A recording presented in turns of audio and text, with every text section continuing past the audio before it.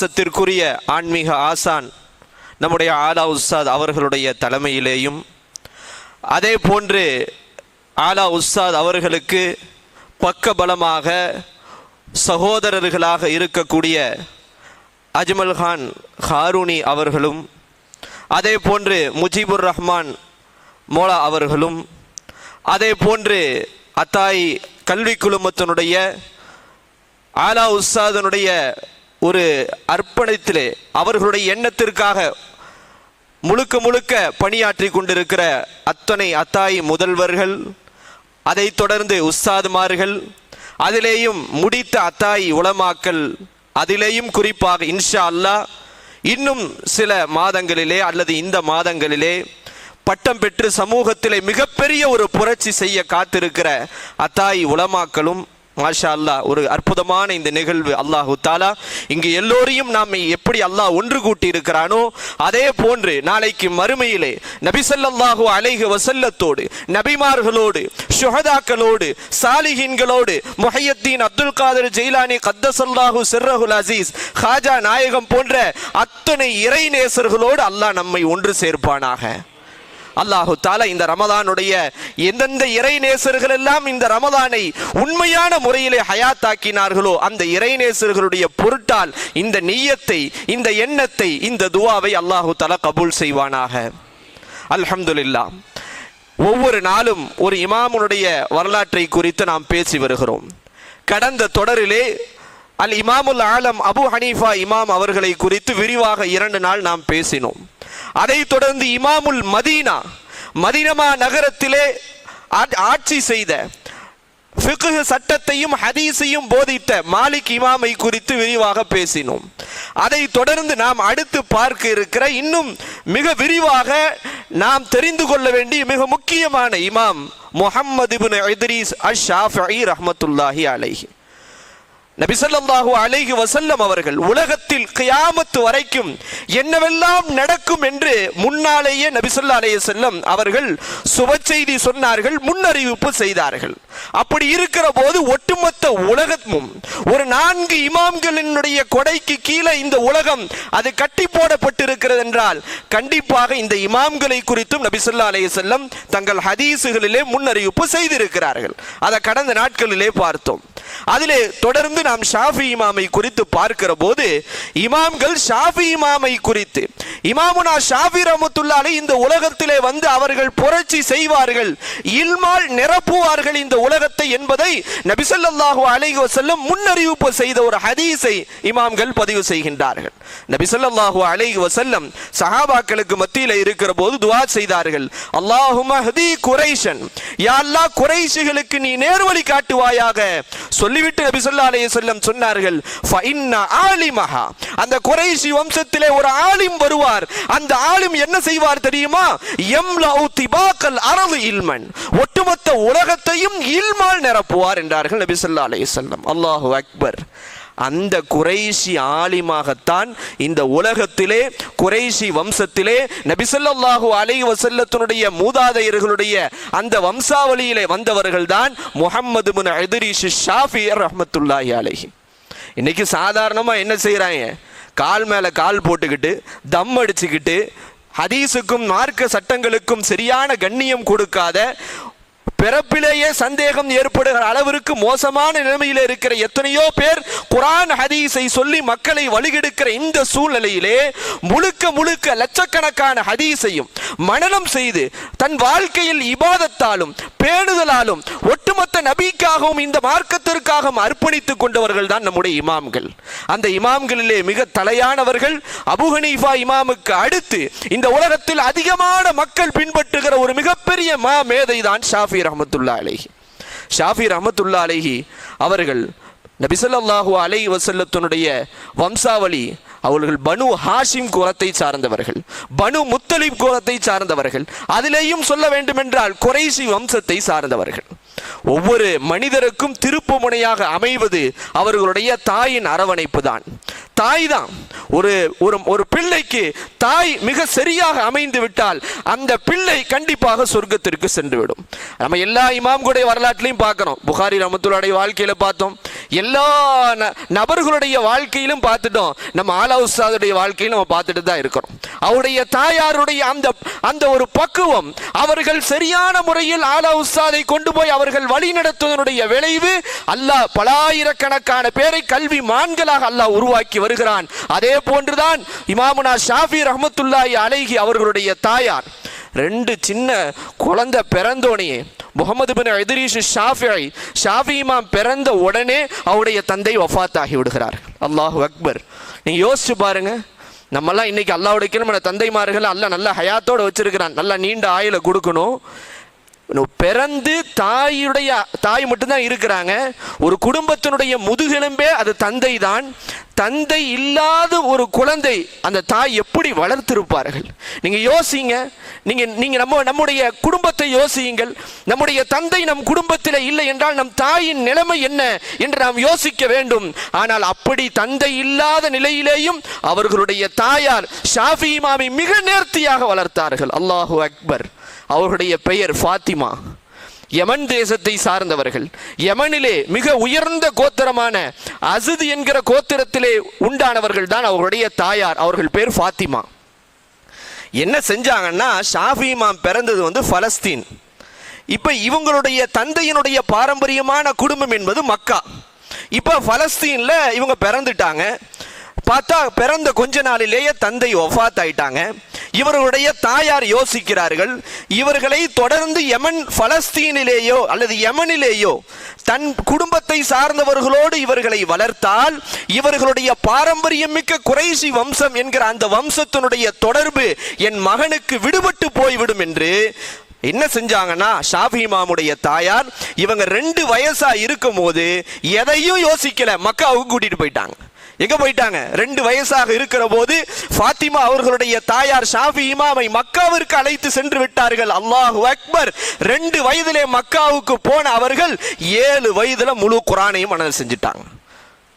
என்ன பாருங்க, என்ன மாதிரி ஆற்றல் பாருங்க. நீங்க குர்ஆனை மனனம் செஞ்சவங்களை சாதாரணமா நினைச்சிடக்கூடாது. நபி ஸல்லல்லாஹு அலைஹி வஸல்லம் சொன்னார்கள், லவ் ஜுஇலல் குர்ஆனு ஃபீ இஹாபின் மா மஸ்ஸத்தின் நார். ஒரு தோலிலே குர்ஆனை சுற்றி வைத்து அதை நெருப்பிலே போட்டால் நெருப்பு தீண்டாது என்றார்கள். இந்த ஹதீஸுக்கு விரிவுரை எழுதுகிற பெருமக்கள் சொல்லுகிறார்கள், இங்கு தோல் என்பது என்ன சொல்லுகிறது தெரியுமா? ஒரு மனிதனுடைய உள்ளத்தை குறிக்கிறது. ஒரு மனிதனுடைய உள்ளத்திலே முழு குர்ஆன் இருந்தால் நாளைக்கு நரகத்திலே அவன் பாவம் செய்திருந்தாலும் நரக நெருப்பு தீண்டாது என்றார்கள். எவ்வளவு பெரிய பாக்கியம்! ஹாஃபில் குர்ஆனை முதல்ல பகைக்கலாமா? அல்லாஹ் அந்த குர்ஆனை சுமக்கிற பாக்கியத்தை அல்லாஹ் எப்படி கொடுப்பான்? எல்லாருக்கும் கொடுக்கிற பாக்கியமா? நானும் தான் நினைச்சேன் சின்ன வயசுல இருந்து ஓதுற காலத்து நம்மளும் ஒரு ஹாஃபில் குர்ஆன் ஆகணும்னு. கடைசி வரைக்கும் ஆக முடியலையே. இது எதிர்பார்த்து கிடைக்கிற ஒரு விஷயம் இல்லையே. அல்லாஹு தஆலா அந்த குர்ஆனை சுமக்கிற பாக்கியம். ஷாஃபி ரஹ்மத்துல்லாஹி அலைஹி யதீமாக வளர்கிறார்கள். யதீமான பிள்ளை, தந்தை இல்லை, தந்தையுடைய அரவணை பிள்ளை, வெறும் யதீமாக ஒரு ஏழையாக அவர்கள் வாழ்கிறார்கள். அல்லாஹு அக்பர். அவருடைய தாயார் தன் பிள்ளையை நேர்த்தியாக வளர்க்க வேண்டும் என்கிற மிகப்பெரிய எதிர்பார்ப்பில் இருக்கிறாங்க. இதுல ஒரு மிகப்பெரிய விஷயம் என்ன தெரியுமா? நேத்தே சொன்னேன். அபூ ஹனீஃபா இமாம் ஹிஜ்ரி 150 இந்த உலகத்துல வஃபாத் ஆகிறாங்க. அதே ஹிஜ்ரி 150 ஷாஃபி இமாம் இந்த உலகத்திலே பிறக்கிறார்கள். வரலாற்றில் எழுதுகிறார்கள், ஒரு சூரியன் மறைகிறது, இன்னொரு சூரியன் உதிக்கிறது. இன்னும் சில வரலாற்று ஆசிரியர் சொல்றாங்க, இல்ல அபூ ஹனீஃபா இமாம் எந்த நாள்ல மௌத்தானாங்களோ அந்த நாள்ல தான் ஷாஃபி இமாம் பிறந்தாங்கன்றாங்க சில பேர். பாருங்க எவ்வளவு பெரிய அல்லாஹ்வுடைய ஏற்பாடு. அதனால தான் அஹ்மது இப்னு ஹம்பல் ரஹ்மத்துல்லாஹி சொன்னாங்களாம், இன்னல்லாஹ யபஅசு ஃபீ குல்லி மிஅத்தி சனத்தின் மை யுகர்ரிரு லஹா தீனஹா. ஒவ்வொரு 100 வருஷத்திற்கும் அல்லாஹ் இந்த உலகத்திற்கு ஒரு முஜத்திதை கொண்டு வருவான். முஜத்திதுனா என்ன தெரியுதா? அந்த தீனுடைய அந்த காலத்திற்கு ஏற்றவாறு சில தோய்வுகள் ஏற்பட்டிருக்கும். அந்த தோய்வை சரி செய்ய ஒவ்வொரு 100 வருடத்திற்கும் அல்லாஹ் இந்த உலகத்திற்கு மிகப்பெரிய ஒரு முஜத்திதை கொண்டு வருவான். அஹ்மது இப்னு ஹம்பல் ரஹ்மத்துல்லாஹி அலைஹி சொன்னார்கள், எனக்கு தெரிந்து முதல் நூற்றாண்டிலே அவர் முஜத்தித் என்றார் அது உமர் இப்னு அப்துல் அசீஸ். 2ஆம் நூற்றாண்டுடைய முஜத்தித் என்னுடைய உஸ்தாத் ஷாஃபி இமாமாகத்தான் இருக்கும் என்றார்கள். என்ன பணி செய்தார்கள்! அல்லாஹு அக்பர். அவங்க பாருங்க, தாயார் என்ன செய்கிறாங்க, ரொம்ப ஏழ்மையான நிலையில் அவங்கள வளர்க்குறாங்க. அப்போ அப்படி இருக்கிற போது இவங்க என்ன செய்கிறாங்கன்னா, மக்காவில் அங்கே ஹரமில் இருக்க பாடங்களுக்கெல்லாம் போய் என்ன செய்கிறாங்க, சின்ன வயசுலேயே அல்லாஹ் இல்முடைய, அதாவது விளையும் பயிர் முளையிலேயே தெரியும் என்று சொல்வார்கள். நம்முடைய உஸ்தாத் அவர்களுடைய திருமணத்திலே கூட நம்முடைய ஆலா உஸ்தாதனுடைய உஸ்தாத் நைனார் ஹசரத் அவங்க வந்தபோது சொன்னாங்க, அன்றைக்கு நம்முடைய உஸ்தாது எப்படி பின்னாடி வருவாங்கன்றது நான் அன்னைக்கே விளங்கிட்டேன் அப்படின்னு சொன்னாங்க. இப்போ விளையும் பயிர் முளையிலேயே தெரியும். எதற்கு சொல்ல வருவோம் என்றால், இப்போ விளையும் பயிர் முளையிலேயே தெரியும். ஷாஃபி இமாம் அவர்கள் சொல்கின்றார்கள், ஹஃபில்துல் குர்ஆன, நான் குர்ஆனை மனனம் செய்தேன். வ அன இப்னு சபஅ சினீன், 7 வயதாக இருக்கிற போது முழு குர்ஆனையும் மனனம் செஞ்சிட்டேன். அது மட்டுமல்ல, வ ஹஃபில்துல் முஅத்தா, இன்னைக்கு தான் புகாரின்றாங்க. புகாரிக்கெல்லாம் முன்னாடி ஒரு கிதாப் இந்த உலகத்தை ஆட்சி செய்தது என்றால் அது மாலிக் ரஹ்மத்துல்லாஹி எழுதின முஅத்தா மாலிக். இன்னைக்கும் சிஹாவு சித்தாவுடைய பட்டியல்ல அது இல்லைனாலும் முஅத்தா மாலிக்குன்னு இமாம்களிடத்துல ஒரு தனி மதிப்புண்டு. அந்த கிதாபை நமக்கெல்லாம் இத்தனை 7ஆவது வருஷம் வந்துட்டோம், 6வது முறை வந்துட்டோம், 5வது முறை வந்துட்டோம், உஸ்தாத்மார்களாக ஆயிட்டோம். நம்மளால ஒரு 10 ஹதீஸை முழு சனதோட சொல்ல முடியும்டா எத்தனை பேர் எந்திரிச்சு நிற்போம்? ஆனால் முழு முஅத்தா கிதாபை பலாயிரக்கணக்கான ஹதீஸுகளை ஒரு 10 வயதிலே முழுவதும் மனப்பாடம் செஞ்சுட்டாங்கன்னா அவங்களுடைய மனன சக்தி எந்த அளவுக்கு இருந்திருக்கும். ஆனால் கவலையான நிலை என்ன தெரியுமா? ஏழ்மையான நிலை, மிக ஏழ்மை, ரொம்ப கஷ்டமான சூழல். இன்னைக்கு நமக்கெல்லாம் அல்லாஹ்வுடைய கிருபையில அல்லாஹ் நிரப்பமான பரக்கத் செஞ்சிருக்கிறான். ஷாஃபி இமாமுடைய வரலாற்றிலே சொல்லுகிறார்கள், அவர்கள் தங்களுடைய உஸ்தாத் இடத்திலே போகிறார்கள், எழுதி வைப்பதற்கு பேனா வாங்குவதற்கு காசு இல்லை, ஏதீம் இல்லை, ஒரு ஃபக்கீர் இல்லை, அதே போன்று எழுதி வைப்பதற்கு பேப்பர் இல்லை. அந்த மாதிரி சிரமமான நிலையிலே ஷாஃபி ரஹ்மத்துல்லாஹி வரலாற்றில் எழுதுறாங்க, தன்னுடைய உஸ்தாதுடைய மஜ்லிஸிலே போய் அமர்கிறார்கள், எழுதுவதற்கு எதுவும் இல்லை, தோள்களில் எழுதுறாங்க. இன்னும் சொல்றாங்க, அன்னைக்கு அரசாங்கத்தில் இன்னைக்கு நோட்டீஸ்ல ஒரு பக்கம் வரும், இன்னொரு பக்கம் காலியா இருக்கும். நோட்டீஸ் கொடுக்க வேண்டிய டைம் முடிஞ்சிருச்சுன்னா அந்த பின்னாடி பக்கத்துல காலியா இருக்கிற இதுல நம்ம என்ன செய்வோம், அதில் என்ன எடுத்து பயன்படுத்துவோம். ஷாஃபி இமாம் என்ன செஞ்சாங்கன்னா, அங்கே இருக்கிற அரசு அலுவலகங்கள்கிட்ட சின்ன வயசுலேயே போய் ஏதாவது முடிஞ்சு போன நோட்டீஸ், முடிஞ்சு போன அரசு பேப்பர் இருந்தால் அதை கொஞ்சம் வாங்கிட்டு வந்து ஒரு பக்கத்தில் என்ன செய்வாங்கன்னா இல்மை எழுதி வைத்துக் கொள்வார்கள் என்று வருகிறது. அப்போ எந்த அளவுக்கு பாருங்க ஏழ்மையான நிலை. அப்போ ஷாஃபி இமாமுடைய அடுத்த கட்டம் என்ன ஆகிறது? அப்போ என்ன செய்கிறாங்க, நல்ல முறையில் அவங்க படிக்கிறாங்க, குர்ஆன் மனப்பாடம் செஞ்சுட்டாங்க, முஅத்தா மாலிக்க மனப்பாடம் செஞ்சுட்டாங்க. முஅத்தா என்கிற ஹதீஸ் கிரந்தத்திலே பலாயிரக்கணக்கான ஹதீஸை 10 வயதிலே மனப்பாடம் செஞ்சுட்டாங்க. செஞ்சு முடித்தோன்னே அங்கே மக்கால மிகப்பெரிய ஒரு முஃப்தி, அவங்களுக்கு பேர் முஸ்லிம் இப்னு ஹாலித் அல் ஜன்ஜி என்ற பெயர். அவங்கள்ட்ட போய் என்ன செய்கிறாங்கன்னா ஃபிக்ஹ் சட்டத்தை கற்கிறார்கள். ஃபிக்ஹ் சட்டத்தை கற்ற பிறகு ஒரு கட்டத்தில் 15 வயதாக இருக்கிற போது அவங்களுடைய உஸ்தாது சொல்றாங்க, யா அபா அப்துல்லா ஃபகத் வல்லாஹி அல் ஆன் அன் துஃப்திய, அபு அப்துல்லாவே, முகமது பின் இத்ரீஸ் ஷாஃபியே, நீ 15 வயதாக ஆனாலும் நீ ஃபத்வா கொடுப்பதற்கு தகுதியானவனாக ஆகிவிட்டாய், இனிமேல் நீ ஃபத்வா கொடு என்று சொல்லிவிடுகிறார்கள். பாருங்க, வெறும் 15 வயசுல, இன்னொரு அறிவிப்பின்படி 18 வயசுன்றாங்க, 18 வயதிலே மார்க்க சட்டத்திற்கான ஃபத்வா கொடுக்கிற அளவிற்கான தகுதி ஷாஃபி இமாமுக்கு வந்திருந்தது என்றால், நபி ஸல்லல்லாஹு அலைஹி வஸல்லம் சொன்னார்களே, அந்த ஆலிமு குரைஷ் யம்லஉ திபாக்கல் அர்லி இல்மா, குரைஷி வம்சத்தை சார்ந்த ஒரு ஆலிம் இல்மால் ஒட்டுமொத்த உலகத்தையும் நிரப்புவார்கள் என்று சொன்ன ஹதீஸிற்கு ஒரு மிகப்பெரிய உதாரணமாகத்தான் ஷாஃபி இமாம் இருந்தார்கள். இருந்தாலும் ஷாஃபி இமாமுக்கு இல்முடைய அந்த இது பத்தலை. உஸ்தாது சொன்னாங்க, இந்த உஸ்தாது ஃபத்வா கொடுங்கன்ட்டாங்க, இருந்தாலும் அவங்களுக்கு என்ன செய்யலை, ஒப்பலை. இன்னைக்கு நம்ம என்ன செய்கிறோம், 5 வருஷம் 6 வருஷம் 7 வருஷம் ஓதுனா மிகப்பெரிய அல்லாமாவா நம்ம நினச்சிக்கிட்டு இருக்கிறோம், மிகப்பெரிய அல்லாமாவாயிட்டோம், நம்ம அல்லாமு தஹர் ஆயிட்டோம், ஃபர்து வஹீத் ஆயிட்டோம், இந்த உலகத்தோட ஏகப்பட்ட இல்மு படிச்சுட்டோம் நம்ம நினைச்சிட்டு இருக்கிறோம். அவங்க உஸ்தாத் நீங்க ஃபத்வா கொடுங்கன்னு அனுமதி கொடுத்தாலும் கூட ஷாஃபி இமாமுக்கு திருப்தி இல்லை. என்ன இல்லை, இல்மு பத்தாது, நமக்கு என்ன செய்யாது, இல்மு பத்தாது. அதே காலத்தில் மதீனால மாலிக் இமாம் பாடம் நடத்திக்கிட்டு இருக்கிறாங்க. இவங்களுக்கு ஒரு மிகப்பெரிய ஆசை என்ன அப்படின்னா, எப்படியாவது மதீனாவுக்கு போகணும், நபி ஸல்லல்லாஹு அலைஹி வஸல்லத்தை ஜியாரத் செய்யணும், அங்க மதீனாவிலே மாலிக் இமாமுடைய ஹதீஸ் பாடத்திலே உட்கார்ந்து ஹதீஸ் படிக்கணும். இதுதான் அவங்க ஆசை.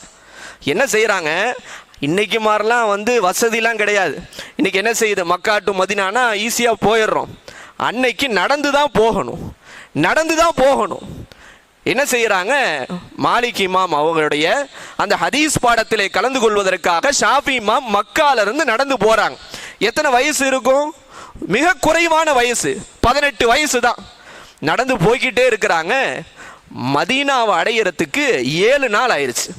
மக்காலேருந்து மதீனாவை அடையிறதுக்கு 7 நாள் ஆயிடுச்சு. 8வது நாளுடைய அசருக்கு மதீனாவை அடைஞ்சிட்டாங்க. நேராக போனால் அசருடைய டைம். இவங்களுக்கு மிக மகிழ்ச்சியான நேரம். என்ன செஞ்சாங்க நீங்க பாருங்க, நம்முடைய இமாம்கள் எல்லாம் கொஞ்சம் கேப் கிடைச்சாலும் அமல் செஞ்சிருவாங்க, இபாதத் செஞ்சிருவாங்க. மக்கால இருந்து மதீனா போற இந்த 7 நாள் இருக்குல்ல, இந்த 7 நாளிலே 16 முறை குர்ஆனை ஹத்தம் செஞ்சாங்களா ஷாஃபி இமாம். யோசிங்க, மக்கால இருந்து மதீனாவுக்கு போறாங்க, போற அந்த 7 நாள் ஆகுது. 8வது நாள் அசர்ல போய் சேர்றாங்க. இந்த கேப்ல 16 முறை குர்ஆனை ஹத்தம் செய்யறாங்க ஷாஃபி இமாம். நேரா அசர் தொழுதுறாங்க. அசர் தொழுத பிறகு நபி ஸல்லல்லாஹு அலைஹி வஸல்லத்துடைய கபரை பார்க்கறாங்க. ரொம்ப ஆசை, நபியினுடைய கபர் இன்னைக்கெல்லாம் நம்ம பார்க்க முடியல. நமக்கு என்னமோ துர்பாக்கியம், நம்ம போய் பார்க்க முடியல. வெறும் அந்த இதைத்தான் நம்ம பார்க்குறோம், அதையும் நம்ம கைஃபியத்தாகிறோம். ரொம்ப மதீனாவுக்கு போகக்கூடியவர்களுக்கு தெரியும், அந்த நம்ம கபரை நம்ம பார்க்க முடியல, வெறும் அந்த சுவரை பார்க்கிறோம், அந்த ஒரு அலங்காரத்தை பார்க்கிறோம். ஆனால் அன்னைக்கு கபரை பார்க்க முடியும். நேரம் அசருக்கு தொழுதுட்டு மஸ்ஜித் நபவியில் தொழுதுட்டு ரசூலுல்லாவுடைய கபரை அப்படியே ஒரு இன்பமோடு பார்க்குறாங்க. பார்த்துட்டு இருக்கும் போது பார்த்தா ரசூலுல்லாவுடைய கபர் இங்கே இருக்குண்டா, அதுக்கு பக்கத்தில் மாலிக் இமாம் உட்காந்து பாடம் நடத்திக்கிட்டு இருக்கிறாங்க. என்ன நடத்திட்டு இருக்காங்க? ஹதீஸ் பாடம் நடத்துகிறார்கள். இவங்க பார்க்குறாங்க, ஆச்சரியம், என்னடா இது, மாலிக் இமாம்னு சொன்னாங்க, நபி ஸல்லல்லாஹு அலைஹி வஸல்லத்துடைய கபருக்கு பக்கத்தில் உட்கார்ந்து பாடம் நடத்திக்கிட்டு இருக்கிறாங்க, ஹதீஸுடைய பாடம் நடத்துகிறார்கள். அப்படியே மெய் மறந்து பார்க்கிறார்கள். மாலிக் இமாம் ஹதீஸுடைய பாடத்தை நடத்துகிறார்கள். ஹத்தஸனி நாஃபி, எனக்கு நாஃபி என்கிற என்னுடைய உஸ்தாது சொன்னார்கள். நாஃபிக்கு இப்னு உமர் ரலியல்லாஹு சொன்னார்கள். இப்னு உமர் ரலியல்லாஹுக்கு இந்த ஹதீஸை யார் சொன்னார்கள் தெரியுமா என்று நபியின் கபரின் மீது கை வைத்து சொன்னார்கள். சாஹிபு ஹாதல் கபர், இந்த கபரிலே அடக்கப்பட்டவர் இந்த ஹதீஸை சொன்னார் என்று நபியின் கபரின் மீது கை வைத்து ஹதீஸ் அறிவிக்கிறாங்க பாடத்துல. பார்த்தோன்னா ஆச்சரியமாயிருச்சு. யாருக்கு? ஷாஃபி இமாமுக்கு.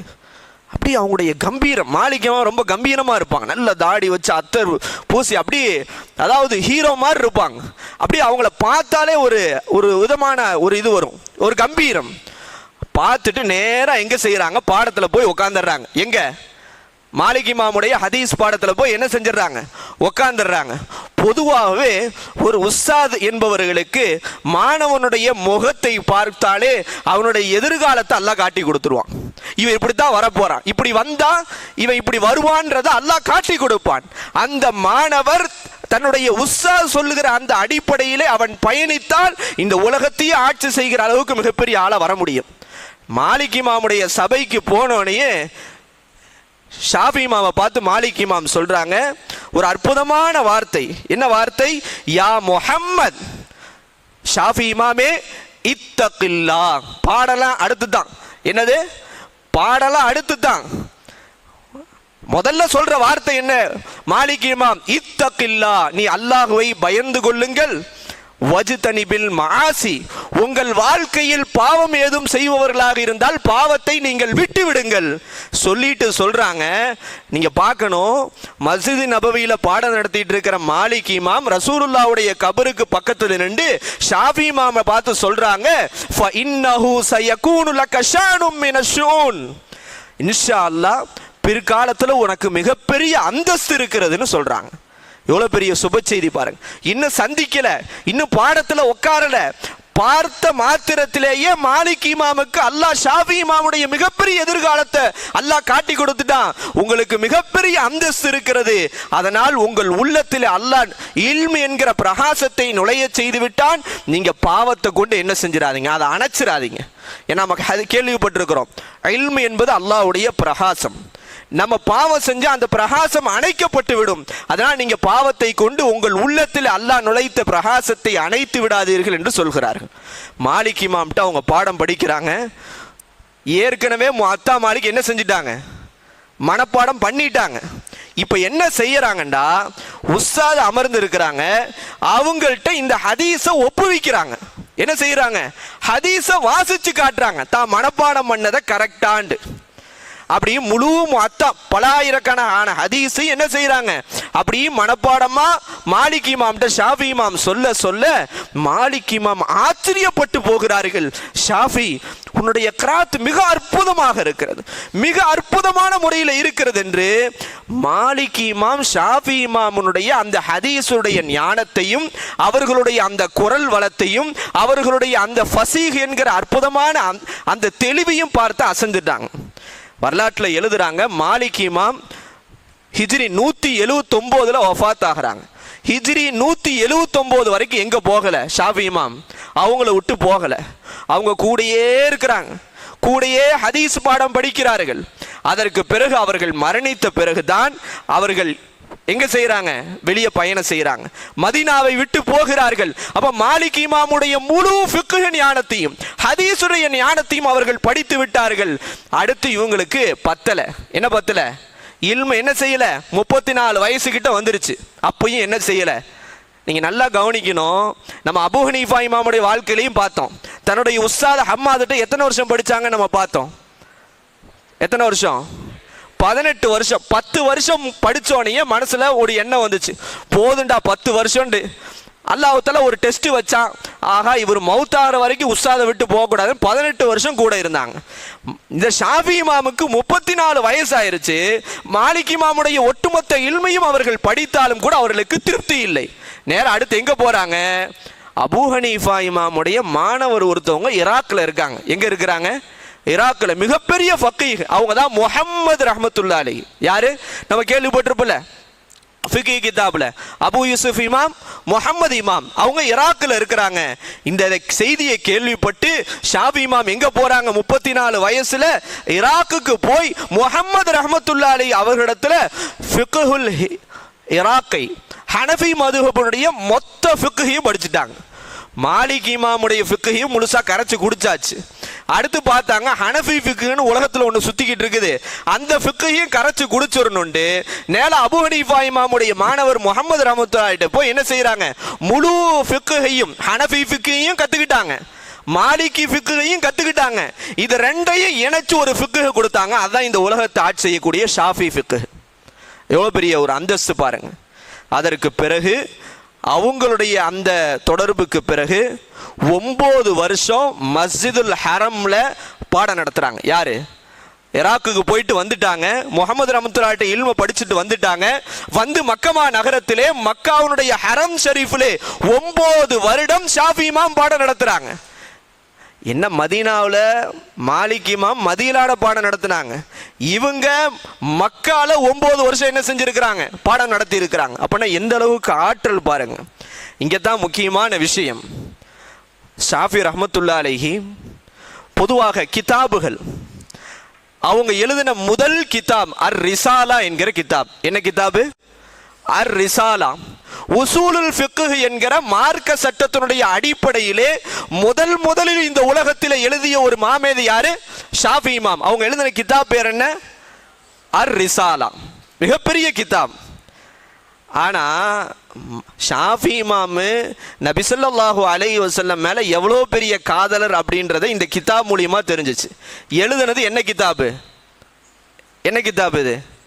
ஃபிக்ஹ் கிதாப். ஆனா இந்த ஃபிக்ஹ் கிதாப்ல ஆரம்பிக்கும் போது என்று சில இடங்கள்ல வருது. இந்த ஃபிக்ஹ் கிதாபுடைய கடைசியிலே ஷாஃபி இமாம் ஒரு சலவாத்தை எழுதியிருக்கிறாங்க. என்ன சலவாத்து? நபி ஸல்லல்லாஹு அலைஹி வஸல்லம் மீது ஒரு சலவாத்தை எழுதியிருக்கிறாங்க. நம்ம கேள்விப்பட்டிருப்போம். அல்லாஹும்ம ஸல்லி அலா முஹம்மதின் வ அலா ஆலி முஹம்மதின் குல்லமா ذكرஹு ذاكرون வ ஸல்லி அலா சய்யிதினா முஹம்மதின் குல்லமா கஃபல அன் ذிக்ரிஹில் காஃபிலூன். இந்த ரிசாலான்ற கிதாப்ல ஷாஃபி இமாம் எழுதுகிற போது அந்த கிதாப் ஃபுல்லா ஃபிக்ஹுடைய சட்டம் தான். ஆனா அந்த கிதாபுடைய மக்பூலுக்காக, அந்த கிதாபுடைய இதுக்காக அந்த கிதாப்ல நபியினுடைய சலவாத்தை எழுதிடுறாங்க. பின்னாடி என்ன செய்யுது? வரலாற்றில் எழுதுறாங்க, சலவாத்து எவ்வளோ பெரிய பரக்கத்துன்றதை நம்ம உணரணும். ஷாஃபி இமாம் இந்த உலகத்தை விட்டு வஃபாத் ஆயிடுறாங்க. வஃபாத் ஆன பிறகு ஒருத்தர் நபி ஸல்லல்லாஹு அலைஹி வஸல்லத்தை கனவுல பார்க்கிறாரு. ரஅய்து நபிய ஸல்லல்லாஹு அலைஹி வஸல்லம், நான் நபி ஸல்லல்லாஹு அலைஹி வஸல்லத்தை கனவிலே பார்த்தேன். பார்த்துவிட்டு ரசூலுல்லாவிடத்திலே கேட்டேன், யா ரசூலல்லா, உங்களுடைய சிறிய தந்தையுடைய மகன் ஷாஃபி இமாம், ரசூலுல்லாவுக்கு என்ன உறவு முறை வருது ஷாஃபி இமாம்னா, அவங்களுடைய சிறிய தந்தையினுடைய மகனுடைய வம்சாவளியில தான் யார் வர்றாங்க, ஷாஃபி இமாம் வர்றாங்க. அவங்க நாளைக்கு அவங்க மௌத்தாயிட்டாங்க, அவங்களுக்குன்னு தனிப்பட்ட ஏதாவது மறுமையில சிறப்பு எதுவும் இருக்கிறதான்னு கேட்குறாங்க கனவுல ரசூலுல்லாவை பார்த்து ஒரு இமாம். அப்போ சொல்றாங்க ரசூல் ஸல்லல்லாஹு அலைஹி வஸல்லம், இந்த ஷாஃபி ரிசாலான்னு ஒரு கிதாப் எழுதியிருக்கிறாங்க, அந்த கிதாபிலே என் மீது ஒரு சலவாத்தை எழுதியிருக்கிறார், இந்த உலகத்தில் அவரை போன்ற ஒரு சலவாத்தை என் மீது யாரும் எழுதியதில்லை, அதனால் நான் அல்லாஹ்விடத்திலே துஆ செய்து விட்டேன், ஷாஃபி மறுமைக்கு வந்தால் அவருக்கு எந்த கேள்வி கணக்கும் வேண்டாம் யா அல்லாஹ்னு அல்லாஹ்ட்ட நான் சொல்லிட்டேன் நாங்களாம். எவ்வளோ பெரிய பாக்கியம் பாருங்க. அந்த சலவாத்தா எந்த சலவாத்து? ஷாஃபி இமாமுடைய சலவாத்து என்ன? அல்லாஹும்ம, எல்லாரும் சொல்லுங்க, அல்லாஹும்ம சல்லி அலா சையிதுனா முஹம்மதின் வ அலா ஆலி சையிதுனா முஹம்மதின் குல்லமா தக்கரஹு தாக்கிரூன் வ சல்லி அலா சையிதுனா முஹம்மதின் குல்லமா கஃபல அன் திக்ரிஹில் காஃபிலூன். இங்கே நல்லா யோசிக்கணும், இந்த உலகத்தையே ஃபிக்குஹால நிரப்பின ஒரு இமாமு கூட நாளைக்கு மறுமையில் அவர்கள் ஈடேற்றம் பெற்றது நபியின் சலவாத்தை வச்சு தாண்டா. நபியினுடைய சலவாத்து நமக்கு எவ்வளோ முக்கியன்றதை நம்ம விளங்கணும். நான் பெரிய அல்லாமாவ் ஆயிட்டோன்றதுனால சலவாத்து ஓது விஷயத்தில் நம்ம பொடுபோக்காக இருந்து விடக்கூடாது என்பதற்காக சொல்கின்றேன். இன்னொரு ரிவாயத்தில் வருது, ஷாஃபி இமாம் வஃபாத் ஆன பிறகு ஒருத்தர் கனவுல பார்க்குறாரு, பயங்கரமான அந்தஸ்தில் இருக்கிறாங்க. அப்போ கேட்டாங்க, அல்லாஹ் உங்களுக்கு எப்படி இந்த அந்தஸ்தை கொடுத்தான் என்று ஷாஃபி இமாம்கிட்ட கேட்டபோது ஷாஃபி இமாம் சொன்னாங்களா, நான் ஜும்மாவுடைய நாளில் ஒரு 5 சலவாத்து ஓதிக்கிட்டு இருந்தேன், அந்த 5 சலவாத்தினுடைய பரக்கத்தில் தான் அல்லாஹு தஆலா என்னை இந்த அளவுக்கு அந்தஸ்தில் மாற்றினான் நாங்களா ஷாஃபி இமாம். அந்த சலவாத்து என்ன சலவாத்து? அல்லாஹும்ம சொல்லுங்க, அல்லாஹும்ம சல்லி அலா சையிதினா முஹம்மதின் பி அததி மன் சல்லா அலை வ சல்லி அலா சையிதினா முஹம்மதின் பி அததி மன் லம் யுஸல்லி அலை வ சல்லி அலா சையிதினா முஹம்மதின் கமா துஹிப்பு வ தர்லா ஐ யுஸல்லா அலை வ சல்லி அலா சையிதினா முஹம்மதின் கமா அமர்த்தனா பிஸ்ஸலாத்தி அலை வ சல்லி அலா சையிதினா முஹம்மதின் கமா எம்பகி அஸ்ஸலாத்து அலை. ஷாஃபி இமாம் இவ்வளோ பெரிய ஃபகீஹா இருந்த போதும் கூட ஜும்மாவுடைய இரவில் இந்த சலவாத்தை தொடர்ந்து ஓதிக்கிட்டு இருந்திருக்காங்க. கனவிலே ஷாஃபி இமாமை பார்த்த பெருமக்கள் எழுதுகிறார்கள், ஜும்மா நாளில் இந்த சலவாத்தை ஓதியனுடைய பரக்கத்தில் அல்லாஹ் என்னை பாவத்தை மன்னித்து என்னை உயர்ந்த அந்தஸ்தில் அல்லாஹ் ஆக்கறான்னு சொன்னாங்களா ஷாஃபி இமாம். அப்போ பாருங்க எந்த அளவுக்கு இருந்திருப்பாங்க. அப்போ நம்ம யோசிக்கணும், அப்போ எந்த அளவுக்கு ஷாஃபி இமாம் இப்படி அவங்க ரிசாலான்ற கிதாப். இதில் இன்னொரு பெரிய விஷயம் என்னன்னா, ஷாஃபி இமாம் மிகப்பெரிய கவிஞர், அவங்க ஒரு மிகப்பெரிய ஷாயிர், கவிதை அதில் ரொம்ப உயர்ந்தது, தஃப்சீரில் அதுலேயும் அதே மாதிரி ஃபிக்குஹ்ல அதுலேயும் மிகப்பெரிய நிலைமை, ஹதீஸ் அதுலேயும் மிகப்பெரிய இமை, பெரிய ஒரு உச்சத்தை அடைஞ்சவங்க. அல்லாஹு தஆலா அவர்களுடைய அந்த சேவை தான் இன்னைக்கு அவங்களுடைய ஆய்வு உலகம் முழுக்க பின்பற்றப்படுகிறது. இப்போ எந்த அளவுக்கு அவங்க ஆய்வு. அதனால தான் அஹ்மது பின் ஹம்பல் ரஹ்மத்துல்லாஹி அலைஹி சொன்னார்கள், ஷாஃபி இமாமை பற்றி சொல்லுகிற போது சொன்னார்கள், கான ஷாஃபியு, ஷாஃபி இமாம் எப்படிப்பட்டவர்கள் என்றால், கஷம்ஸி ஃபித் துன்யா, இந்த உலகத்திற்கு சூரியன் எப்படியோ அந்த மாதிரி இந்த உலகத்திற்கு ஷாஃபி இமாம் என்றார்கள். இன்னொன்று சொன்னாங்க, கல் ஆஃபியத்தில் இன்னாஸ், ஒரு மனிதருக்கு எப்படி ஆரோக்கியம் முக்கியமோ அதே போன்று ஷாஃபி இமாம் இந்த உலகத்திற்கான ஆரோக்கியம் என்றார்கள் அஹ்மது பின் ஹம்பல் ரஹ்மத்துல்லாஹி அலைஹி. ஆக அப்படிப்பட்ட ஒரு மிகப்பெரிய இமாம் தான் ஷாஃபி ரஹ்மத்துல்லாஹி அலைஹி. அல்லாஹு தஆலா அவர்களுடைய வழியிலே முழுக்க மார்க்க ஞானத்திலே இந்த தீனுடைய பணிக்காக அல்லாஹு தஆலா நம் அனைவரையும் அல்லாஹ் தேர்ந்தெடுத்துக் கொள்வானாக. அல்லாஹ் அன்று எப்படி ஷாஃபி இமாம் இந்த மார்க்க சட்டம் முஜத்திதுன்னு சொன்னாங்கல்ல, அஹ்மது பின் ஹம்பல் ரஹ்மத்துல்லாஹி என்ன சொன்னாங்க, எல்லா காலத்திலையும் ஒரே மாதிரியா எல்லாமே இருக்கணும்னு சொல்ல முடியாது, அந்தந்த காலத்திற்கு தகுந்தாற் போல் அந்த மக்களை இந்த சமூகத்திலே நல்வழிப்படுத்துவதற்கென்று அந்த மக்களுடைய அந்த அந்த மென்டாலிட்டி, அவர்களுடைய அந்த சிஸ்டத்தின் அடிப்படையில் நம்ம அவங்கள வழி நடத்தணும். நம்ம இன்றைக்கும் பழைய காலத்து அடிப்படையில் தான் எவனும் வரமாட்டான். நம்ம இன்றைக்கி நம்ம கிண்டலுக்கு சொல்கிறது உண்டு, இன்றைக்கி அகாடமி அப்படின்னு ஒன்று இல்லை அப்படின்னா யாரும் மதுசாக்கு. அப்போ அல்லாஹ் இந்த அந்தந்த காலத்திற்கு தகுந்தார் போல் அல்லாஹு தாலா இந்த காலத்திற்கு தகுந்தார் போல் எப்படி ஷாஃபி இமாம் அவர்கள் அன்று ஒரு முஜத்திதாக அல்லாஹு தாலா அவர்கள் இருந்தார்களோ அல்லாஹ் அதே போன்று அல்லாஹ் இந்த அத்தாயி கல்வி குழுமத்தின் மூலமாக இன்றைய காலத்தினுடைய மிகப்பெரிய சமூக மாற்றத்தை அல்லாஹு தாலா கொடுத்து அருள் புரிவானாக. அல்லாஹு தாலா நம்முடைய அத்தாயி உலமாக்களின் மூலமாக நம்முடைய ஆலா உஸ்தாதுடைய வழிகாட்டுதலிலே அவர்களுக்கு பக்கபலமாக இருக்கிற அத்தனை பெருமக்களுடைய துவா பரக்கத்தில் அல்லாஹ் நம்முடைய அத்தாயி உலமாக்களை இந்த சமூகத்தில் மிகப்பெரிய சேவையாற்றக்கூடிய தௌஃபீக் அல்லாஹு தஆலா கொடுத்து அருள் புரிவானாக. இந்த ரமதான் இஜ்திமா அல்லாஹ் கியாமத்து வரைக்கும் நடைபெற செய்து லட்சம் பேர் இந்த ரமதானை ஹயாத்தாக்குவதற்கு இந்த அத்தாயி கல்வி குழுமத்தை அல்லாஹ் காரணமாக ஆக்குவானாக. அதற்கு காரணமான எங்களுடைய ஆன்மீக ஆசான் ஆலா உஸ்தாத் அவர்களுக்கு அல்லாஹ் உடல் ஆரோக்கியத்தையும் சிஹத்தையும் நீண்ட ஆயுளையும் அல்லாஹு தஆலா கொடுத்து அருள் புரிவானாக. அவர்களுக்கு பக்கவலமாக இருக்கிற அஜ்மல் மோலா அவர்களுக்கும் முஜீப் மோலா அவர்களுக்கும் மற்றும் உண்டான முதல்வர்கள் உஸ்தாதுமார்கள் அத்தாயி உலமாக்கள் மாணவ கண்மணிகள் அல்லாஹ் அனைவருக்கும் நல்ல ஆரோக்கியத்தையும் சிஹத்தையும் நீண்ட ஆயுளையும் கொடுத்து உஸ்தாதுடைய எண்ணத்தை ஹயாத்தாக்கும் விதமாக எங்களின் மூலமாக அல்லாஹு தஆலா தீனுடைய ஹிதமத்தை வாங்கி கொள்வானாக என்ற மேலான துவா பரக்கத்தை இந்த துவாவை இந்த ரமதானுடைய இந்த நடுநிசி நேரத்திலே செய்தவனாக இந்த துவாவை நபி ஸல்லல்லாஹு அலைஹி வஸல்லத்துடைய பொருட்டாலும் நல்லடியார்கள் ஷுஹதாக்கள் சாலிஹீன்களுடைய பொருட்டால் அல்லாஹு தஆலா ஏற்றுக்கொள்வான் என்கிற நம்பிக்கையோடு என்னுடைய உரையை நிறைவு செய்து கொள்கின்றேன். அஸ்ஸலாமு அலைக்கும் வரஹ்மத்துல்லாஹி வபரகாத்துஹு.